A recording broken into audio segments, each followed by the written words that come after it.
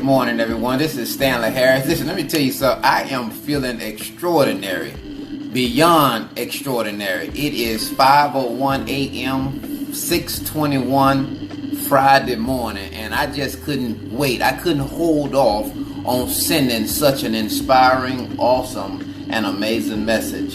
You know, today is a day that has been given to us by Him above that looks low.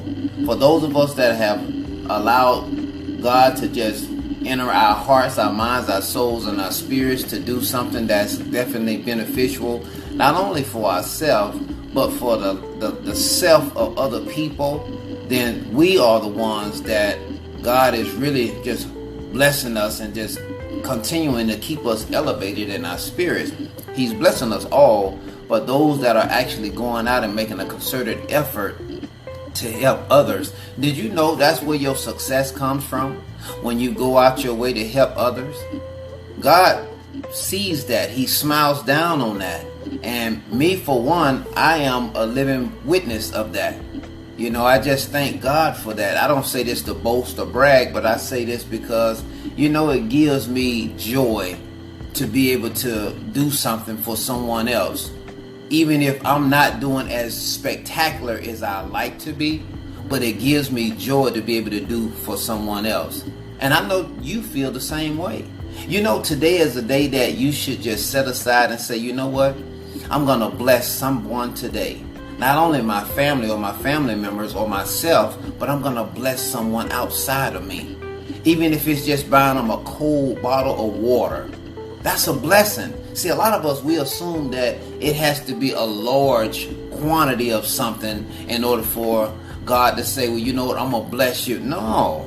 You can give a person a pair of socks. Go to the dollar store. Go to Walmart. Go to the 99-cent store and buy a person a pair of socks or some sandals so they can have some shoes on their feet.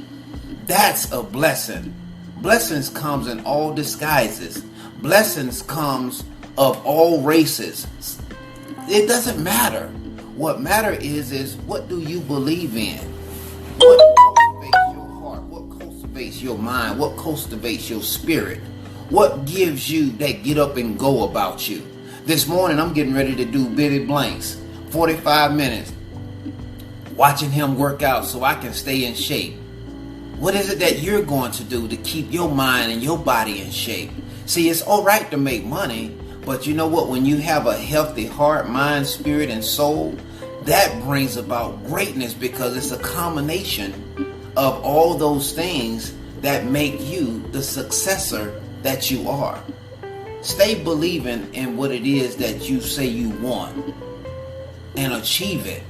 See, because the greater joys in life are those things more felt than seen. He who has not, it's only because you haven't asked. And if you have asked and you stop asking because you hadn't received, then one must continue to keep asking, because the Father that you say you believe and trust in, He sits high and He looks low. He's omnipresent. He don't miss you. So the thing of it is don't you feel that you're being missed, because you're not. God is beautiful. Am I being biblical? No, but He's definitely in my heart, my mind, my soul, and my spirit. And I thank Him for watching me and leading me down that path of safety, down that path of protection. See, it reminds me of Psalms 23. The Lord is my shepherd and I shall not want. So see, I don't want. I ask God for things, but do I need them? No, I just like them. Because He said I can have it. You have not because you ask not. Today's message is about fulfilling and finding the greatness that lies dormant inside you. See, a lot of us, we move on a daily basis, but we don't move with certainty. We don't move with compassion. We don't move with deliberateness. We don't move with dedication and commitment. Let's start moving in that manner and watch the things that materialize in our lives. I appreciate you, so that's why I'm sending this message. But let me end by saying, if you have not went to Amazon.com and got that bestseller, Joys and Absence of a Mother, you are missing out on a treat. Let me say that again. The title of this book is Joys and Absence of a Mother. You owe it to yourself. You owe it to your mom. You owe it to your kids to have this book. Sit down at the dinner table in the living room together and read it. Let everybody take a page and read it. Especially the children with their moms. You will be amazed and happy that you did. Life's greatest joy is understanding those things that you really say you want and execute it to the fullest and not allow anything or anyone to get in your way. It's definitely been a plausible pleasure. May God continue to keep his blessings down upon you and shine as bright as the star in the sky upon you. Be blessed.